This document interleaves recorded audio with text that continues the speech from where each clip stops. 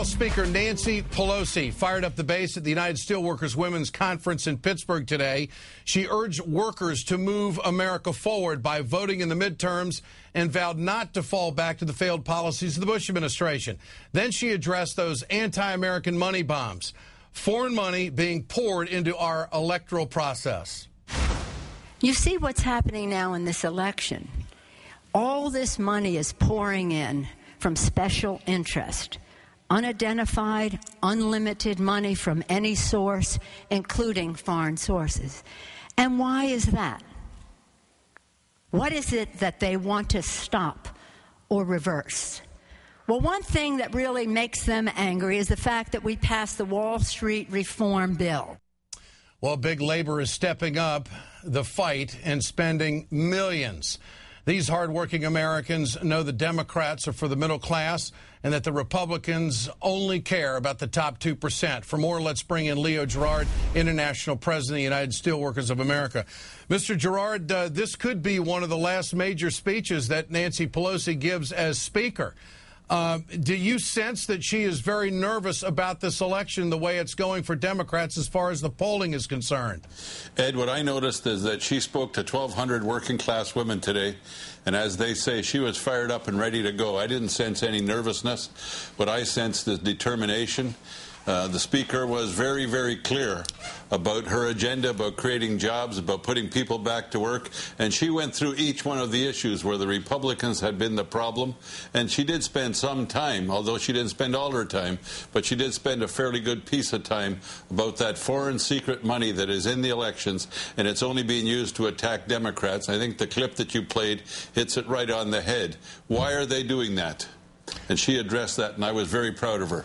Do you think, Mr. Gerard, that union support across the board, the Latino vote and the African-American vote in this country, the minority vote, can pull the Democrats through and maintain the majority? What do you think? I think that we can pull them through and maintain the majority, but in addition, Ed, I think that we have to challenge why these moneyed interests are putting this secret money in to attack Democrats.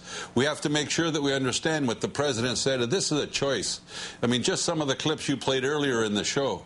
God help us if those kind of people take over our democracy, and if foreign money is flowing in, our democracy is being eroded by these special interests. And so we're going to work as hard as we could. The Speaker fired up 1,200 working-class women from all over the country today.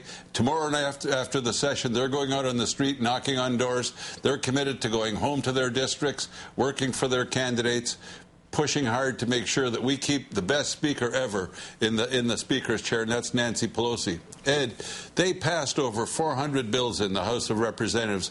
The overwhelming majority would be good for working families. They've been stalled by Republicans in the Senate. Mr. Gerard, I want to ask you, because the right wing is throwing out all this conversation about how there's foreign money in American unions. Is that true? No, it's baloney. So they're lying. It's an out-and-out lie. Here's what happens. We're an international union. We have members in both countries.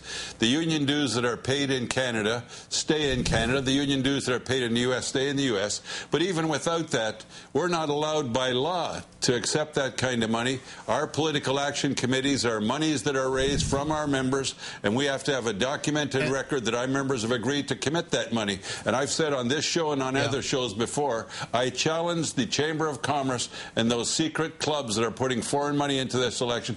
I challenge them to come out and show us where their donations are coming from. So in every union in this country, whether it be your union, the Steelworkers, the AFL-CIO, or the Service Employees International Union, AFSCME, if an auditor were to go into the front office and say, show me your books, you could detail out, the unions could detail out exactly where every dime comes from and where every expenditure is, whereas the Chamber of Commerce can't do that, correct?